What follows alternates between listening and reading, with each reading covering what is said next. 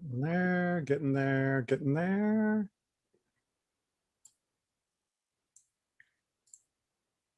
Technology can be both fast and slow at the same time.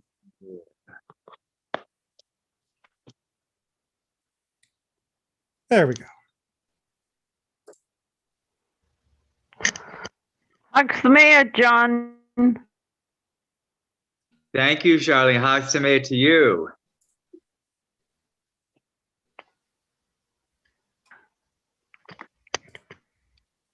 I will see you on Monday if you go to second day Pesach services.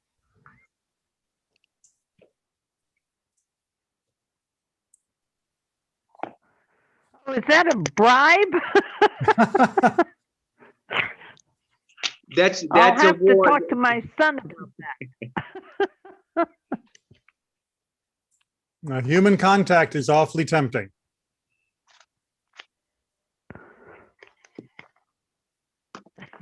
Yeah.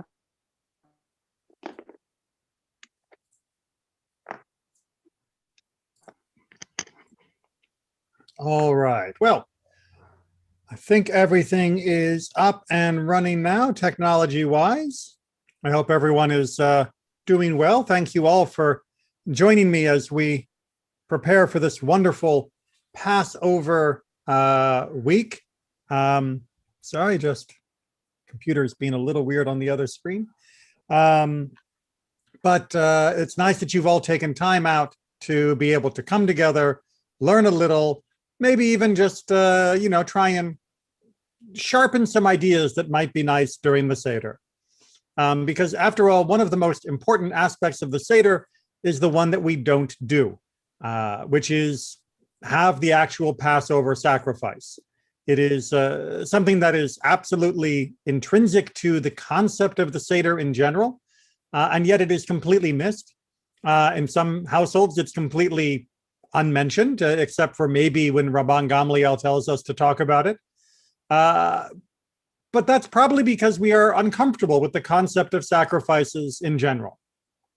And as we're going to see from this week's Torah portion of Tzav, which picks up from last week's Torah portion of Vayikra, sacrifices seem to have figured rather prominently in the ancient world, not only for Passover, but onwards and onwards as a daily communal activity and as something that would have been not unusual in the average person's life.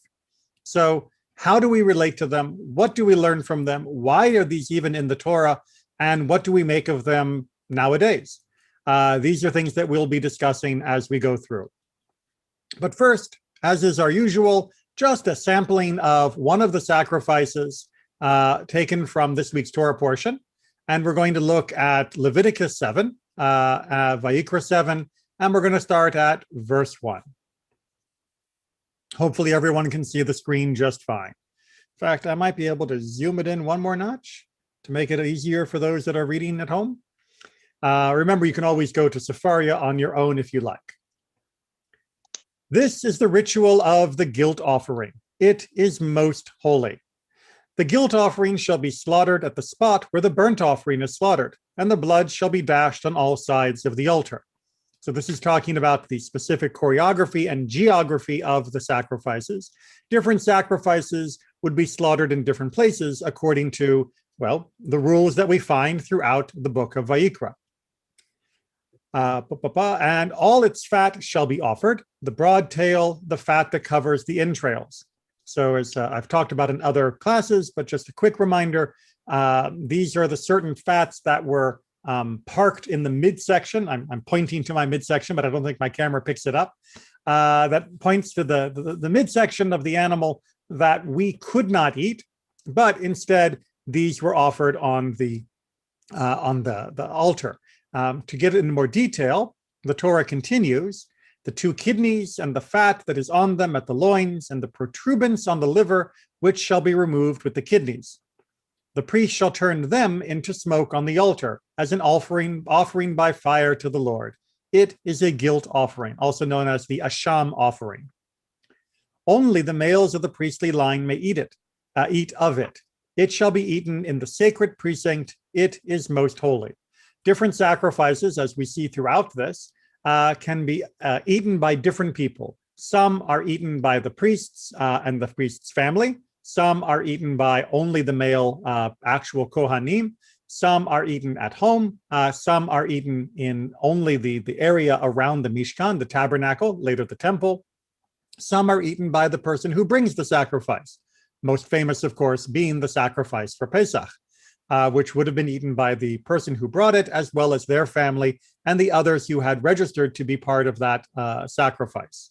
So this is giving us one more bit of information. Just a second while I get centered.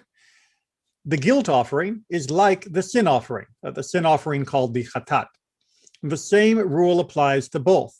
It shall belong to the priest who makes expiation thereby. Meaning, if you're the one who does the sacrifice, if it was your turn, then you are the one who will take home but eat from that sacrifice.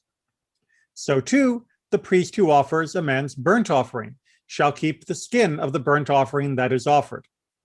So the olah is the term used for a burnt offering, and the skin from that animal would be kept and then sold as hide, as another source of income for the Kohanim, for the priests, who of course did not have a set salary, nor did they have a set means of production, as they were not farmers because they did not have any official stake in the land of Israel when they entered. Everyone good so far?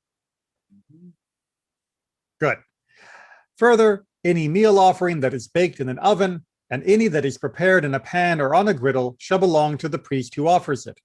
But every other meal offering with oil mixed in or dry shall go to the sons of Aaron all alike.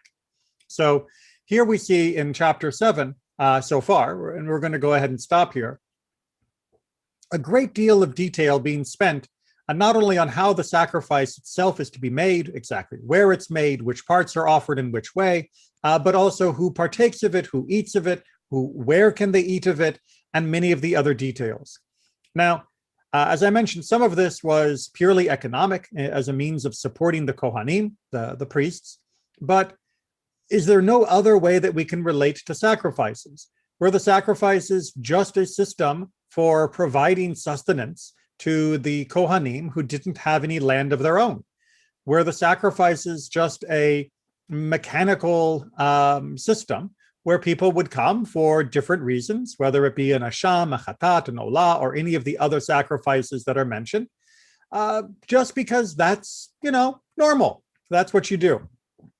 Or is the Torah trying to give us some insights into human nature, human spirituality, and our relationship with God through the lens of the sacrifice? And of course, long term, how do we then relate to this concept of sacrifices, which I know can make many modern readers a little uncomfortable, feel as though this aspect of Judaism is so alien as to be entirely foreign and uninspiring to them. Hopefully, some of the commentary today will remedy that. But before we jump into that commentary, any questions? Question or comment. In this particular section of sacrifices, the root word kadosh appears multiple times, and it doesn't really appear as often in the other portions of Tzav that talk about other sacrifices. And there was also the thing I noted that struck me is the relationship with the Kohanim and the person who's bringing the sacrifice. It spells out who's going to eat what the skin, who the skin makes it different. I'm sorry, some of the other sacrifice and offering. You cut out there in the middle. You said about the relationship between the person bringing it and the officiant, but then I couldn't quite tell the point you were making. The internet connection went. The relationship between the person bringing it and the person doing it, and then it explicitly spelling out, who gets to partake of it, this offering, and it seems to be creating this relationship dynamic between the Kohanim and the people? Yes, and in fact, that the answer to both of your questions is much the same.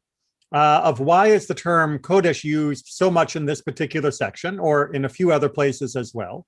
And what are we learning about the relationship between the Kohanim and the person that brings the sacrifice? So the term Kodesh in this context is not to imply, Kodesh meaning holy, for those that are not familiar with the term, it's not to imply that other sacrifices aren't holy. Of course, every sacrifice was holy, but the excessive use of holiness in describing these particular offerings is more trying to distinguish who can partake of them and where can they partake of them. That there are gradients of holiness even within the category of holy, and that certain types of sacrifices, because of a heightened level of sanctity attached to them, meant that they could only be eaten by certain people, in this case, the Kohanim themselves, who had been invested with that level of holiness that was appropriate, and only in certain places where that level of holiness was known to be protected and practiced. So the term holy is really making a distinction between the Kohanim and the regular people in this particular instance. And that is setting them apart, saying that yes, in an average sacrifice, the connection between the two is much closer, and there is more sharing going on of the portions that are offered. But in certain other sacrifices, that distinction is heightened, as the offering that is being made is being reserved only for a select few. So that is explaining that the relationship is not a it's not a one-dimensional static relationship. The Kohen is definitely being connected to the person bringing the offering as the officiant, but exactly how they can relate and the bond that is formed will vary depending upon the offering that is being brought.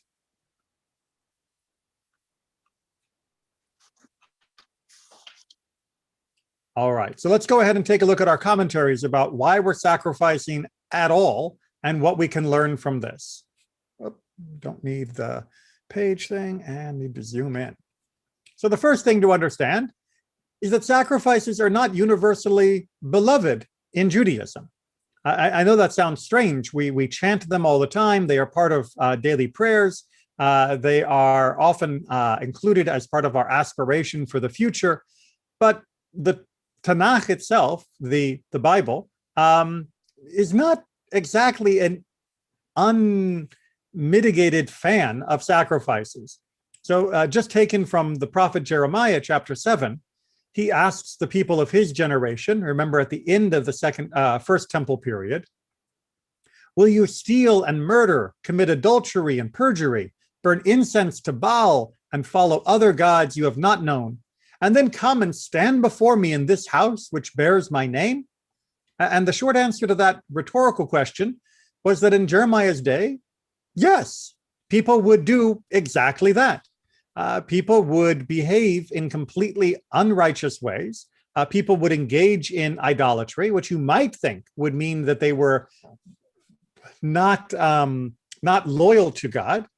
But unfortunately, the ability of human beings to hold mutually contradictory ideas in their mind when it suits them is very, very powerful.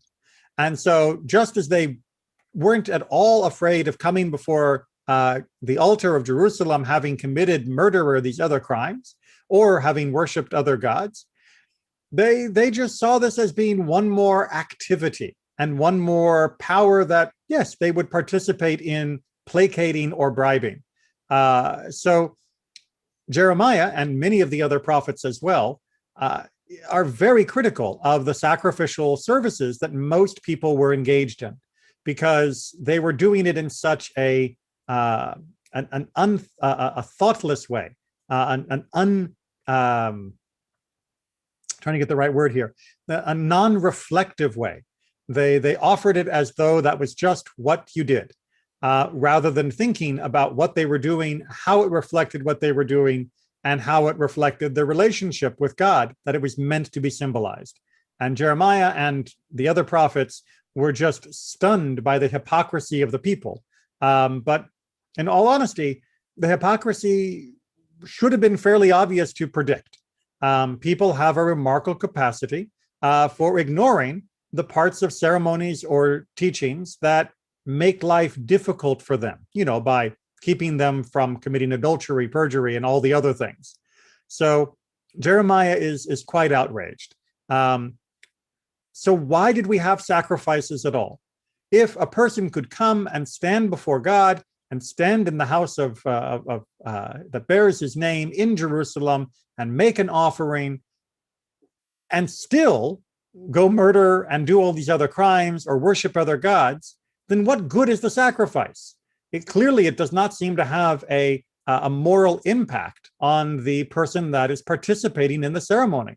Why bother having the ritual at all? Why did God even include it in the Torah if for the 1,000 years before the end of the first temple, it seems to have had very little impact on the moral life, on the spiritual life of the average person who were able to still engage in all of these practices.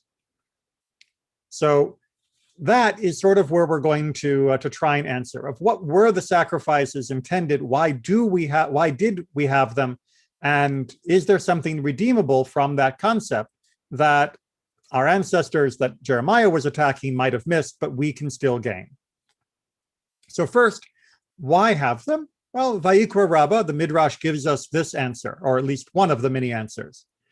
This is like an uncouth prince who was given to devouring unslaughtered meat.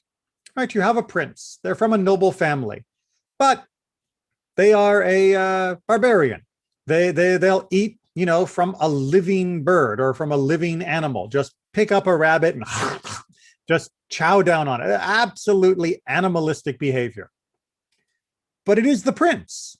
So the king said, "Let him always be at my table, and he will be reformed on his own." So too, since the Israelites were keenly devoted to idolatry in Egypt, the Holy One said, "Let them offer their sacrifices before me at all times." The implication seeming to be that God recognized that the people of Israel we were these uncouth princes. We were these people given to the barbarism of idolatry. How do you get rid of that instinct? How do you reform that instinct? Well, you can't tell them not to eat because, of course, they're going to eat. But you can change where they're eating. You can make it a more controlled, more managed, and more refined setting so that over time, the attitude of the prince, the attitude of the people will begin to change. You can't take it away from them completely because they won't understand and they won't be able to let go, but you can put them in a position where even if though they are still engaging in the eating process, in this case, the sacrifice process, they will be doing so in a way which reinforces better behavior rather than letting them do it on their own, which would only become worse and worse and worse, like the idolatry of Egypt. Does that make sense? I know that many people who have seen people with negative character traits often will just say, well, they need to have more willpower. They need to just stop doing whatever it is that's not so great. Can't they just change that character? And of course, Judaism believes that indeed a person can change, and we are very grateful for that ability that God gave us. But that doesn't mean that change is easy, and that doesn't mean that change comes only from willpower, and that those who can't change are merely lacking willpower. God forbid we should ever have that opinion of those that struggle to change, because it is precisely our compassion and our understanding of how difficult it is to change that is inspiring us to give them help. But it also points out that sometimes you need middle ground. Sometimes you need a stepping stone to help a person change. Now, this might lead you to think that therefore the sacrifices were merely a primitive stepping stone. Yes.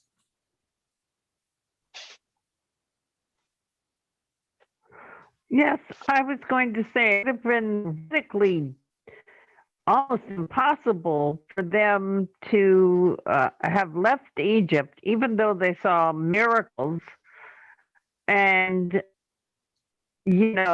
had a God who was not visible to the naked eye.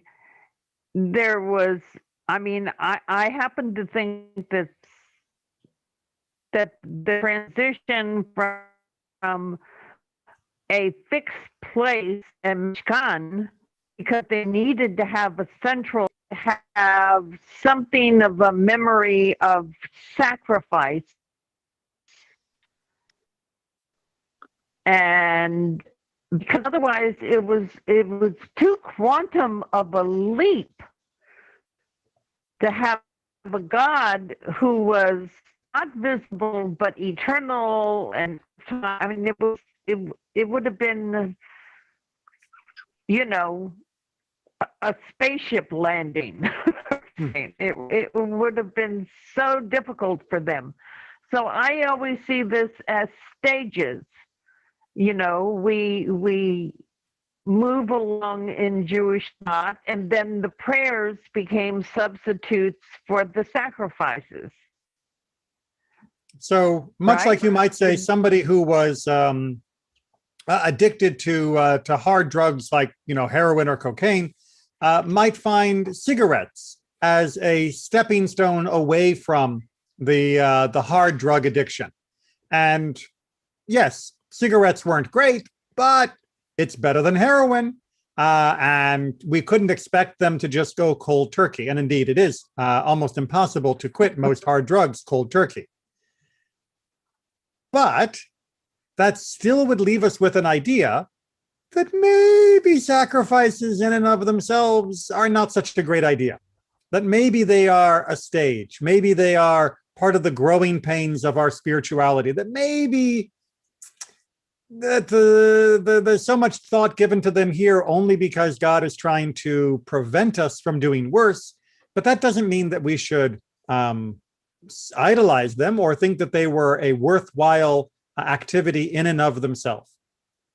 Maybe it was something just that happened in the past. And indeed, that's how many people reconcile the copious amount of text given to the sacrifices with our modern sensibility that an animal dying on an altar would never give me any spiritual satisfaction. So it must have only been a hiccup of the past, just a holdover of our pre-enlightened days.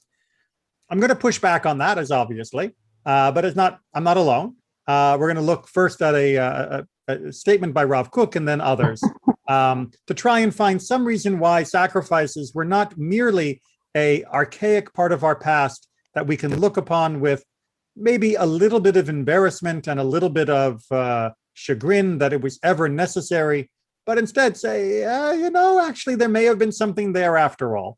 That doesn't mean, as we're going to see, that we're going to jump back on the sacrifice bandwagon, but maybe there was a more nuanced approach. So let's see what Rav Kook has to say. Rav Kook, if you don't know, is a 20th century rabbi and had incredible insights in the modern world about understanding Judaism. It is inappropriate to think that sacrifices only reflect the primitive idea of a worship of flesh. This service possesses a holy inner nature that cannot be revealed in its beauty without the illumination of God's light to his people, meaning the return of prophecy, and a renewal of holiness to Israel. And this will be recognized by all peoples. But I agree with Your Honor that we should not approach the practical aspects of sacrifices without the advent of revealed divine inspiration in Israel. So Rav Kook here is trying to have his cake and eat it too. So he is saying, first of all, don't be so quick to say that sacrifices are just primitive. Don't be so quick to think that sacrifices are just because people were attached to the meat, attached to the body, attached to the material, and they needed meat, body, material in their worship because what do you expect of primitives? Of course they do. Instead, there must be a holy inner nature inside the sacrifices, but then he lets himself have an out by saying, but that doesn't mean we're going to understand it completely. because that holy inner nature is so distant from us that understanding it will only come when we have renewed prophetic inspiration. And he's speaking here about the days of Mashiach, the days of the Messiah. And when that comes, there's not going to be any argument or disagreement. Everyone will go, okay, now we understand. Yes, good, perfect. And it'll all be good, but we're not there yet. So it was very appropriate for them. It will be very appropriate for others. But for the moment, we can only speculate, and we should not, in his final sentence, think too much about the practical aspects of the sacrifices. Don't get so caught up in the slaughter and the blood and the fat and the smoke and the this altar and this pan and that pan and this fire and that fire. Yes, that is all there, and we can focus on the inner nature of those implements and details, but don't think that they are the purpose. Don't think that they are the focus. Now, unfortunately, there are some Jewish people who absolutely do. They build models of the temple. They build models of the altar. There's a group in Israel in particular that has tried to recreate all of the items that they believe, according to their view, will be necessary for the reestablishment of the sacrifices. That, says Rav Kook, is not the message we should be taking. We should instead be looking for the inner nature. And we should trust that in the future, it'll be sorted out. And then in the past, it was not merely primitive. So inner nature right now is our focus. And even that we will never be able to understand completely without prophecy. So let's take a look at some inner nature ideas. The knowledge of the sacrifices, despite it being explained in the verses of the Torah, are hidden from us today, since it is not practiced and the service has been lost with the destruction of our temple and glory. So, starts off very clear. Yeah, we're not 100% sure what all of this meant. It's been hidden because we don't do it. And indeed, trying to understand the emotional and spiritual impact of the sacrifices without ever having been in a society where they are practiced is a very difficult task. And one should not be so quick to either imagine what they would have given or what they couldn't have given. But we can still speculate based off some of the details that we see.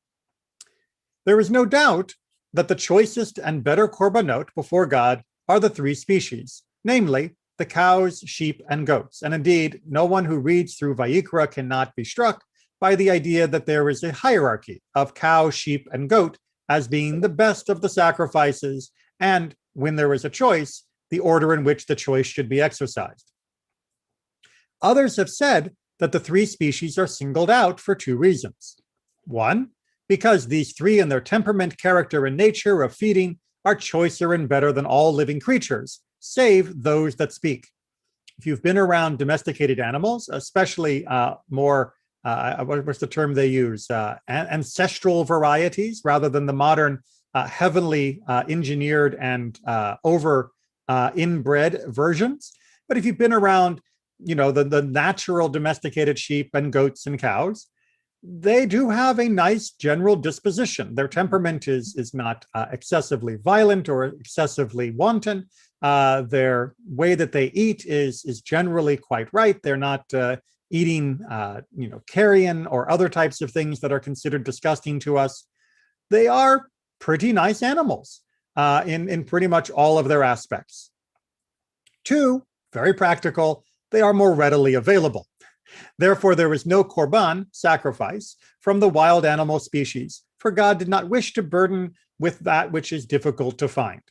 Right? God did not say, and for your absolute best sacrifice, I want a tiger. Even when tigers were not endangered, it still would have been unreasonable to expect us to go find a tiger to be able to offer the sacrifice. And the sacrifices were not intended to weary us with the difficulty of attaining the elements to it.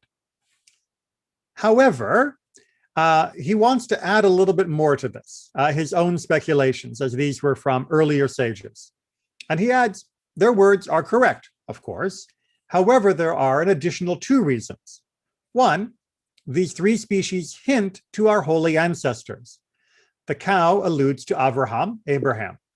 Just as the cow is the largest of the species of domesticated animals, so was Abraham the greatest of the avot, of our ancestors. Also, because it is stated, and Abraham ran to the cattle, and he took a calf, taken from the section where he is greeted by the three guests, which turn out to be angels. So Abraham is associated with the cattle, and of course is thus the largest and best of the ancestors. The sheep allude to Yitzchak, for the sheep is the next level after the cow, and also because the ram which his father offered in his place at the time of the Akedah, the binding of Isaac on the altar.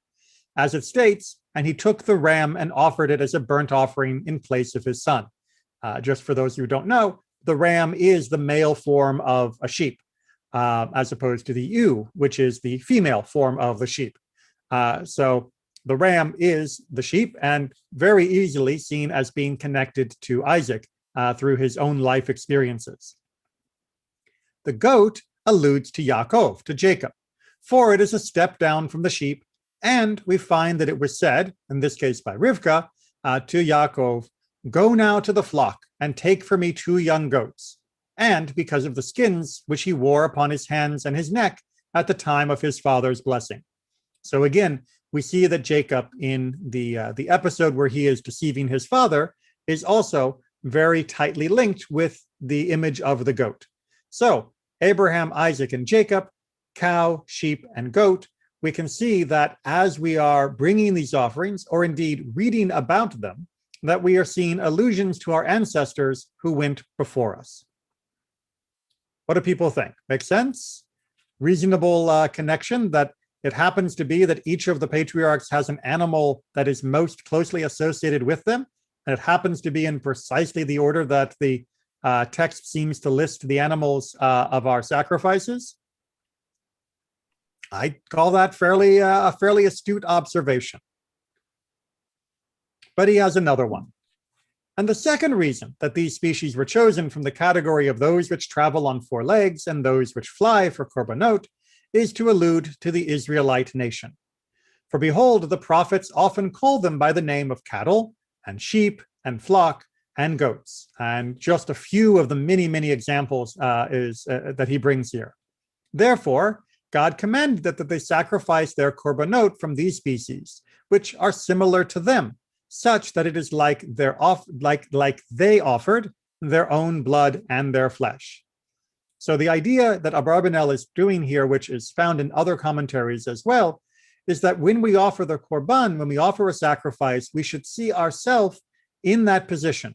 Not that we should imagine ourselves being slaughtered on the altar, but that we should imagine giving all of ourselves in this service of God, in this willingness to establish the bond and relationship and connection between us and God. We are giving a set item, because obviously we're not going to throw ourselves onto the knife, but with that item and the specific choice of those items, we are seeing ourselves as being connected to God in our entirety as a person.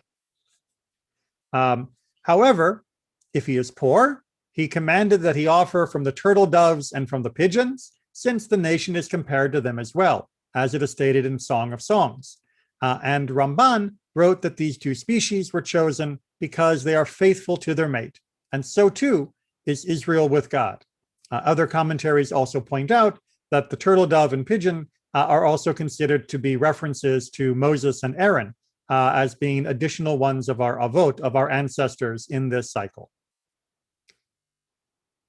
So what do we think? Can we look at a sacrifice rather than being an economic exchange of an item on the altar for some spiritual activity, and instead see it as being a symbol of our heritage, of our nation, and a symbol even of the entirety of ourself as we are seeking that relationship?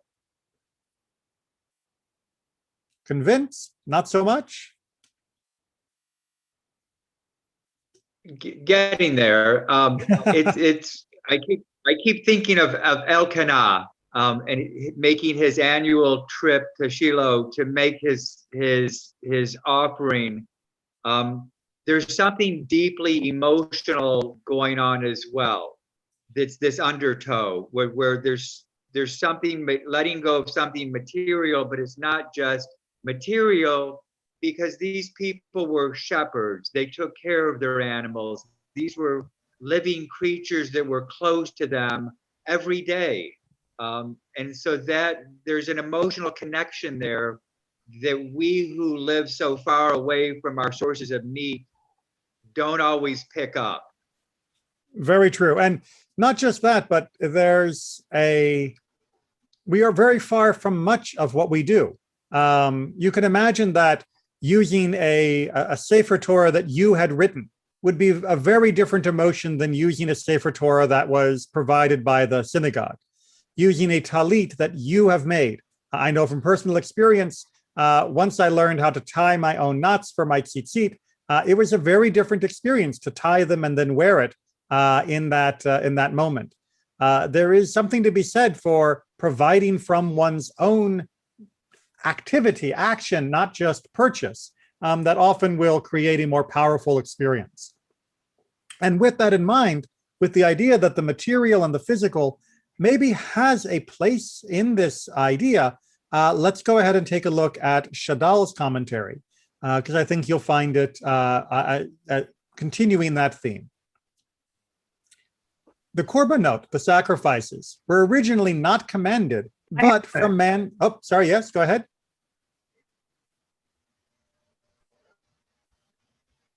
I thought I heard someone else.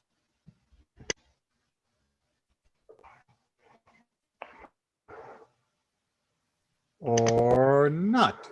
I know that sometimes it's hard to know whether it's been heard or not, but we can always pick up. Oh, Yes? Did you say something? okay. I was going to say, Joshua, yes. Can you hear me? Yes. Okay. When we were in Jerusalem for Pesach, when you were the family, Yes. the morning after, the morning of Pesach, not the morning of Pesach, but the morning before the Seder, Right. we burned the chametz. And when we went outside, the entire air smelled of chametz, of the burning of chametz. Toast everywhere. Yeah, there was toast everywhere.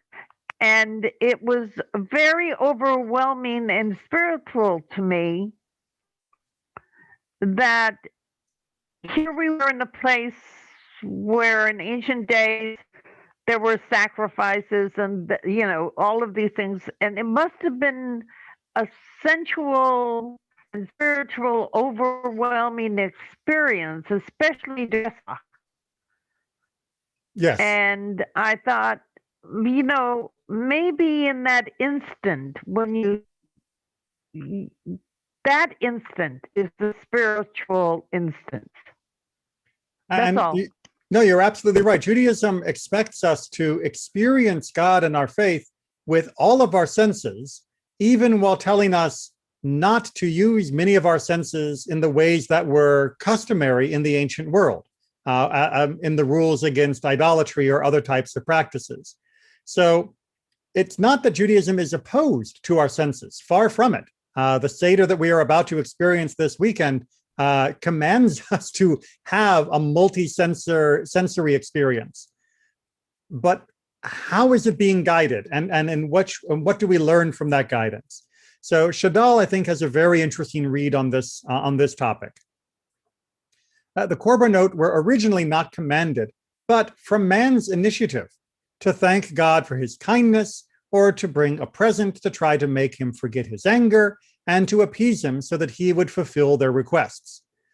So what he's trying to say, and I tried to clean up the English as best I could into a more modern form, is that it's not as though God said, I know, let's have sacrifices, but more that people said, we need to give gifts or bribes or other types of presents, and God sort of went along with it. Why? For it is only appropriate for a person to relate to his God as he relates to a flesh and blood king. If you had a king and you wanted to thank them, you would bring a gift. Doesn't mean the king needs the gift, but you would do it anyway. If you were afraid the king was angry, you would bring a gift.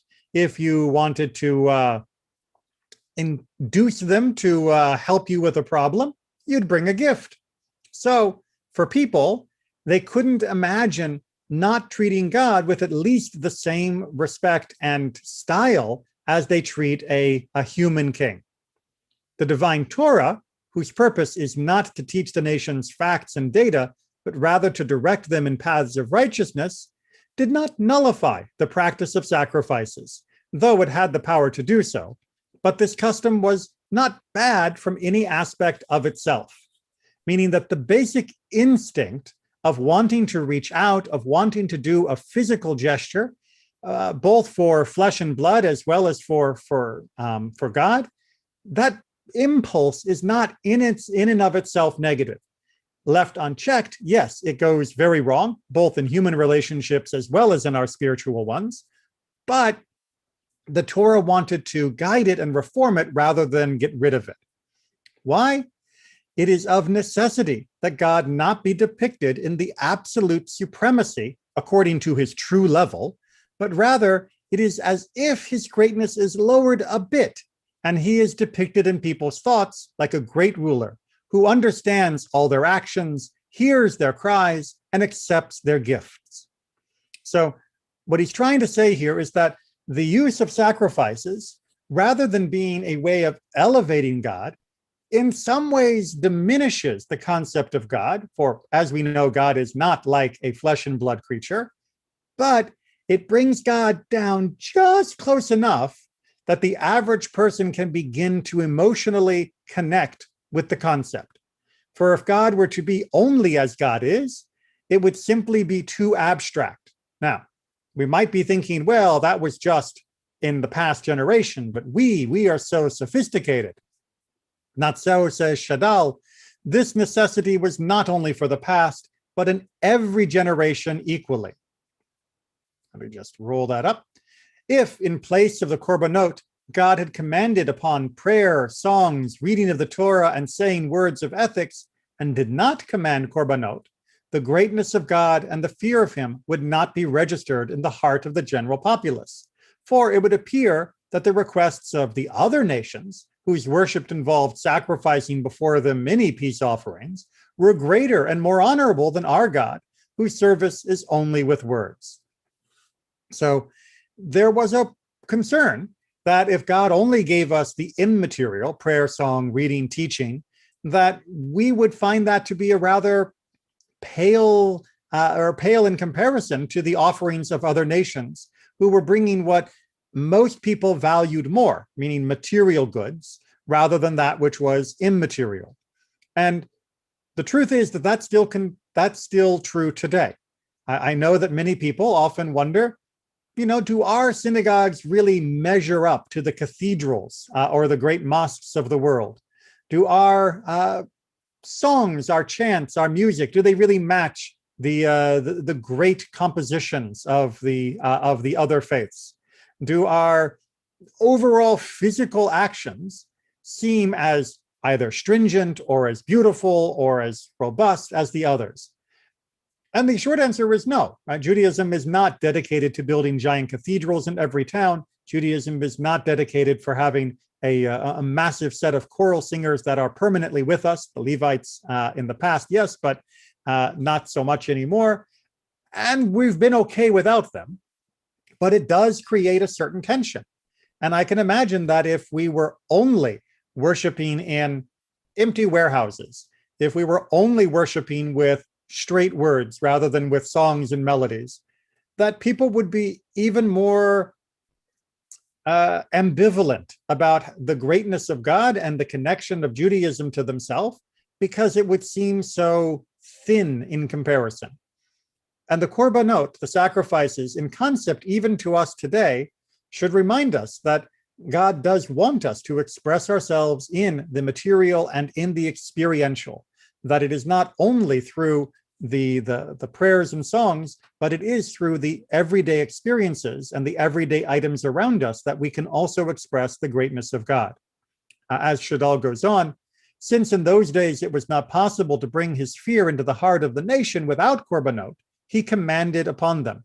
And behold, the product of the sacrifices which the community offered in the Mikdash was this, that it registered in the heart of the general populace, that God and a great king dwelled in their midst, and that they were beloved to him, and that he commanded them services which were desired before him.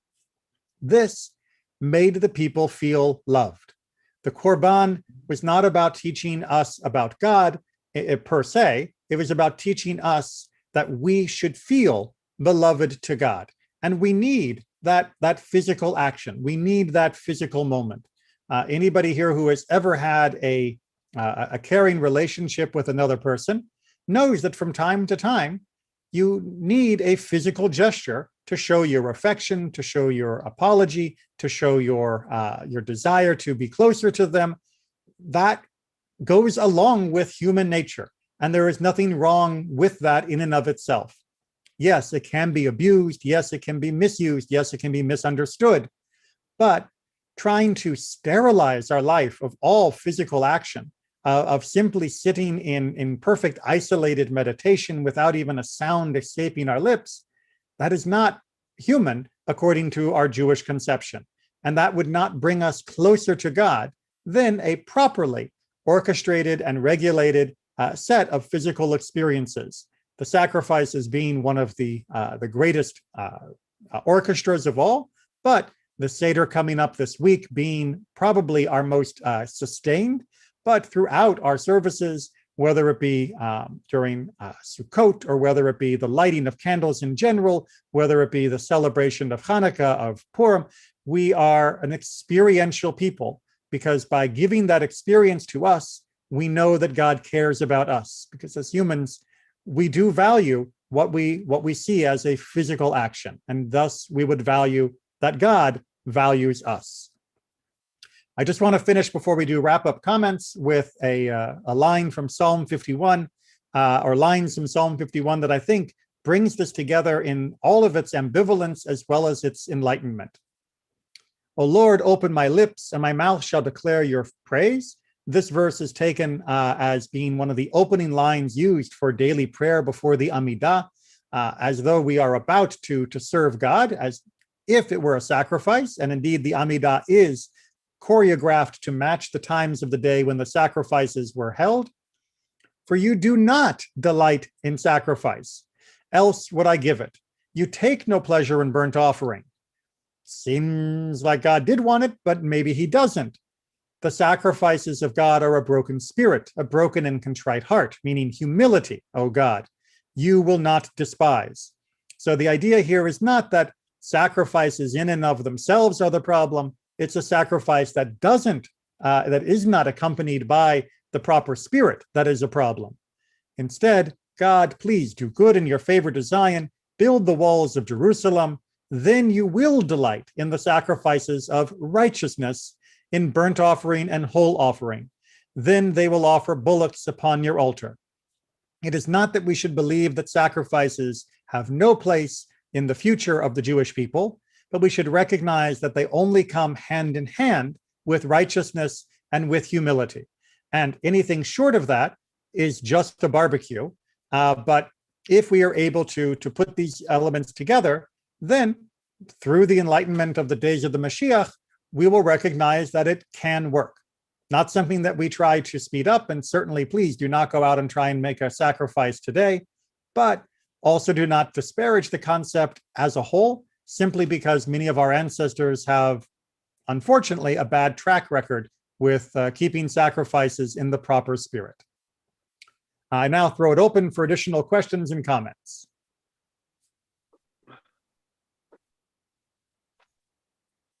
I guess a question about tying in Shadal's comment, specifically something registering in the heart, and then verse 19 from the Psalm.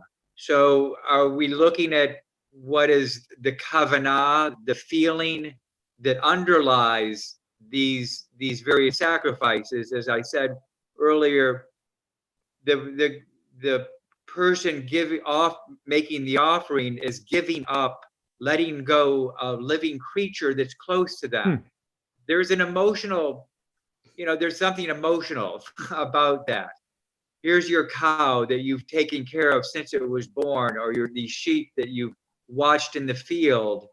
There is an emotional connection that just like we get with our household pets sometimes. Sometimes a little different, but you're absolutely right. That emotional connection, to take it one step further, was only possible in terms of the gift, was only possible because, or at least should only be possible, because we were willing to be humble, because we were willing to express deep gratitude.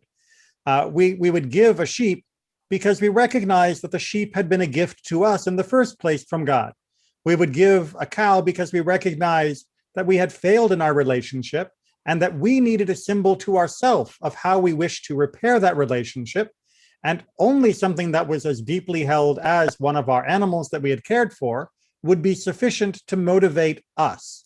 It's not that it would motivate God. God is willing to forgive us no matter what, but we needed to believe that. And the only way we could believe it was by offering something that we recognize as being a significant enough gift as a symbol of that moment. And that dance between what we need to feel that God wants in order that we can feel what God wants is a very delicate balance.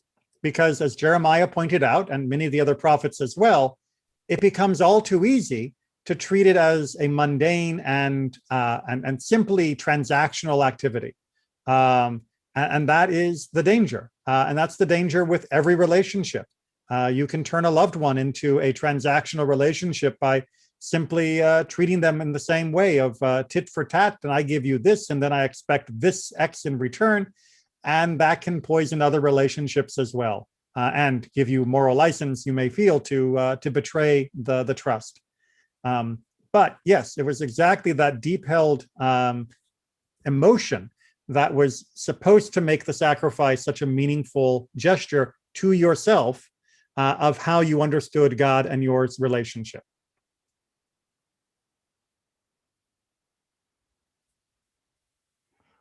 Other questions or comments? Wasn't it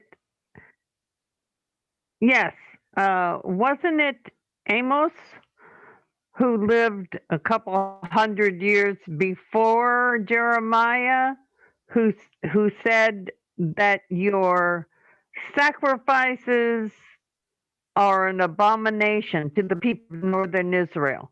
Mm-hmm. Or, you put a stumbling block of the blind. He said God doesn't need your sacrifices. He needs your behavior, your actions. And Isaiah as well, in the section that we read for Yom Kippur. Right. And the section we read for Yom Kippur from Isaiah says much the same, that God is sick and tired of our sacrifices, or also fasts in the Yom Kippur passage. God doesn't want just the activity. That the activity without kavanah, without intention, is in fact worse than not doing it at all. Now, that's different than many other things. Right? In Judaism, we do believe that keeping the day-to-day commandments, even if we don't mean them, is still more important than not doing them. For example, just because you don't feel like justice is important doesn't mean that you stop giving tzedakah or start cheating your customers. You have to do those things whether you feel them or not. But for the sacrifices, because of the great possibility, the potential for them to be misunderstood by us emotionally and to turn God into a mere transactional activity, it would be better not to do them if we don't have the right concept in our heart and in our mind. But that wasn't the way the ancient world worked. Unfortunately, people continued to do them on autopilot, much to the disgust of the prophets.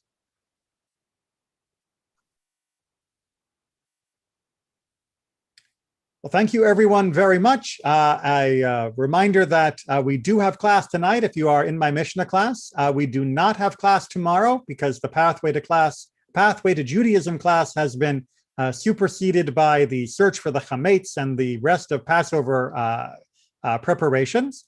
There will be class tomorrow, next Wednesday, for the Torah study, and I hope to see you all then. Take care, everyone, and Chag Sameach. Thank you.